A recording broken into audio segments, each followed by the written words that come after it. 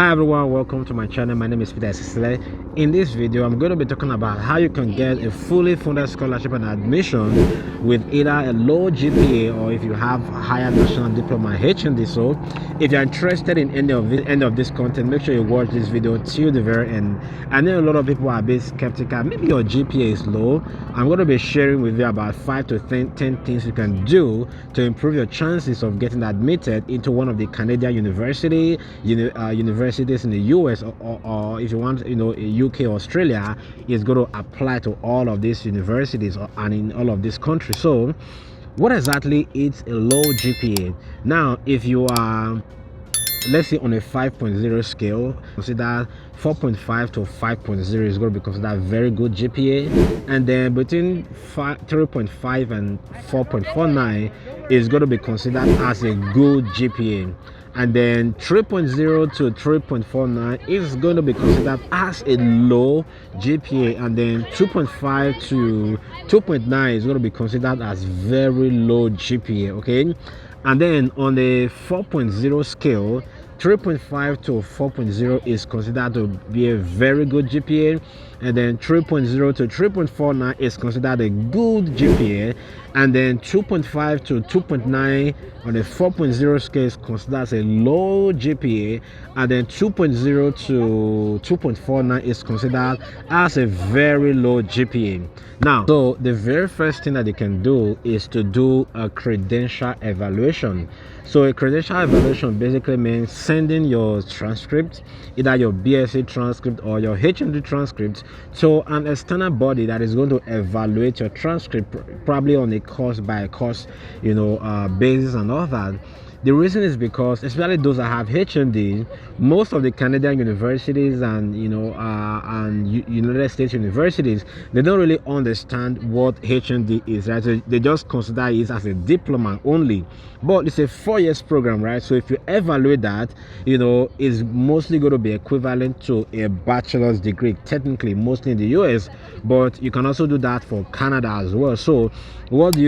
You go to your university, and then, or your polytechnic, as the case may be. You just only need to apply for your transcript, and then go to, I'm going to be linking the website of the WES evaluation. WES is World Education Service. Is one of the most common place where you can do your education credential evaluation.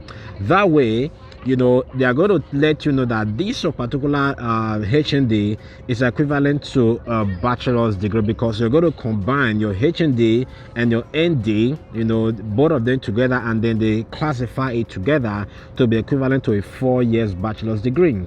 That way, when you're applying for admission, you are not only using your HND certificate, you are now adding this credential evaluation.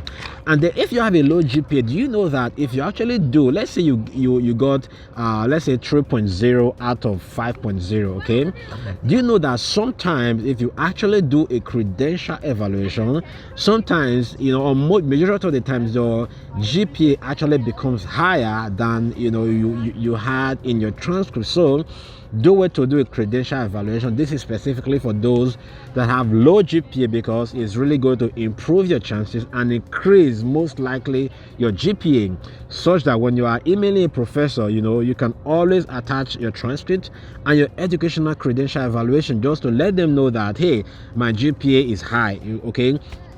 And another thing you also want to take notice of is that the way they calculate your GPA is not, if you graduated with 3.4 out of 5.0, don't be scared. Okay, if your third and your fourth year are actually very good, actually what they do is they don't do overall. Okay, what they do is that they calculate the 60 credit. Okay, and these 60 credits can be calculated from actually when you started your, let's say, your final year. They will start counting from final year.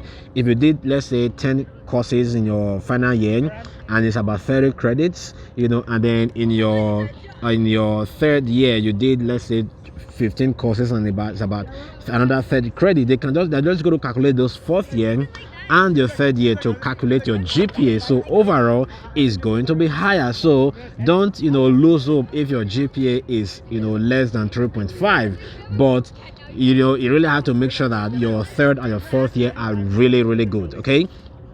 The next thing that you can do to improve your chance is to do some paper publication. Let's say you did your undergrad and you wrote a thesis. One of the things you can do is to talk with your professor where you did your undergraduate professor, and then let the professor know that, hey, I want to actually publish this paper, and then you can work on the paper, edit it, and then look for any suitable journal. You don't have to be looking for a high impact factor journal, okay? Because I am a part of a committee that reviews some of these documents that international students send in. We don't really look at the quality of the journal. To be honest, we don't have time to be looking at, oh, this paper is in an impact factor journal that is very high. No, it is published and it is a journal. That is what we are looking at for. And it doesn't even have to be a research paper, okay? Sometimes it can even be a review paper. Let's say your introduction in your thesis, you can bring that together and say, hey, talk to your undergraduate supervisor and publish that in any journal. Mind you, this is not just like publishing an article in like a newspaper or something. That doesn't count as to a publication. It has to be in a reputable journal.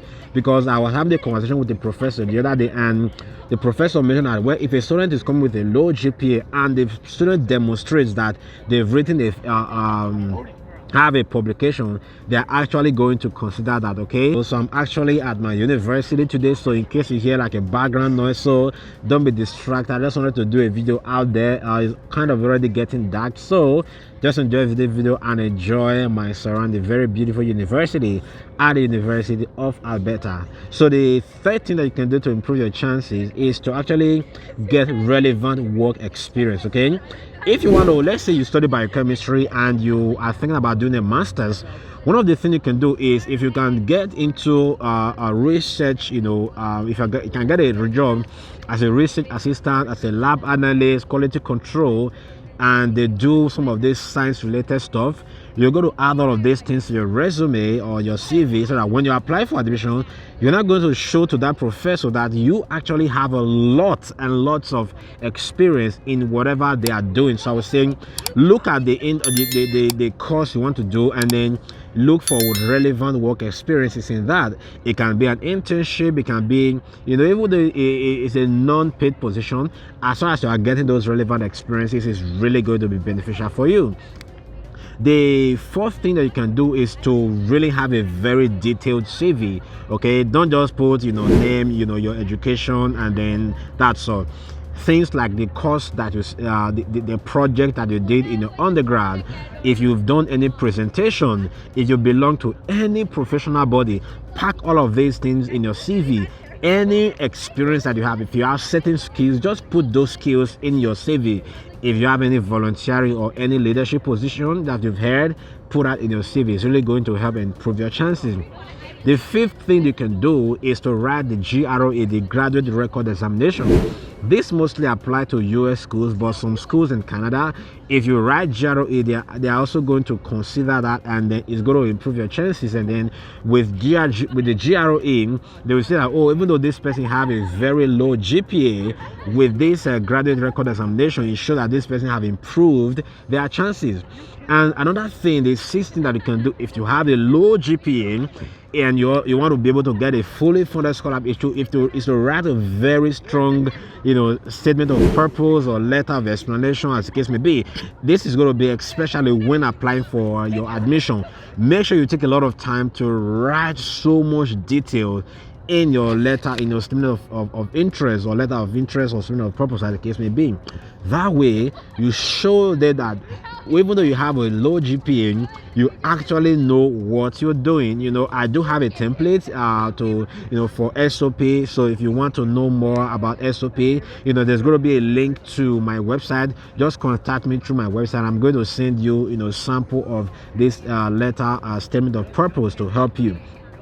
The seventh thing you can do if you have a very low GPA and you still want to get a fully funded scholarship is to make sure that when applying for admission, you have top-notch letters of recommendation. So basically, when you're applying, you can either be your professors or your workplace. Make sure you take time to explain to them that they really need to spend time writing this letter of explanation. You can even give them a sample and tell them some of the things that they should put in, right? If they write something and you think think that this doesn't fly, just talk to them, right, and explain to them that you really need this thing, okay?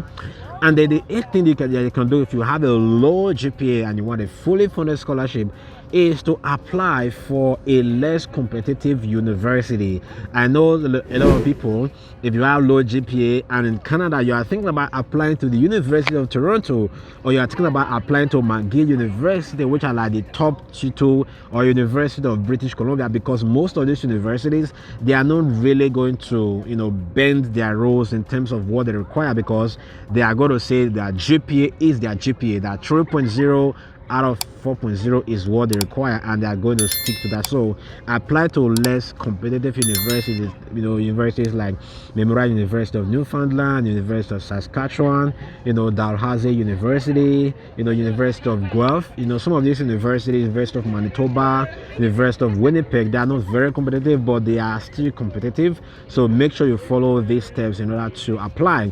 And then the ninth thing that you can do is to focus, if possible, focus on courses that actually, you know, maybe they put a lot of some kind of preference in professional experiences, okay? They can say, oh, if you have 2 years of work experience, then we are going to consider you. So those kind of courses, they actually give probably they also give preference to GPA, but not as high as, you know, professional experiences. So you can focus on some of those universities or some of those courses as well. And then the last thing that you should do if you have, you know, a low GPA is to apply early. Don't wait for the deadline. If the deadline is let's say December, you know, try to apply before, let's say by November, your application is already in, such that if your application comes in, especially these universities that recruit, you know, or evaluate admission as they come in, right? They don't really wait for all of the application to come in, so they evaluate admissions as they come in. So make sure you apply early. That way you will be considered, and, you know, for either a fully funded scholarship or admission, right?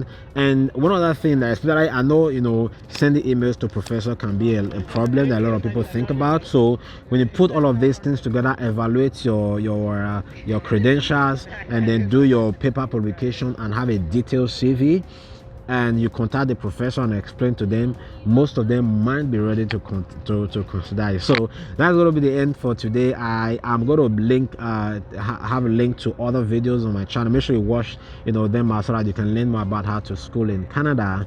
Once again, thank you for watching this video. If you want to learn more about my content, make sure you hit the like button.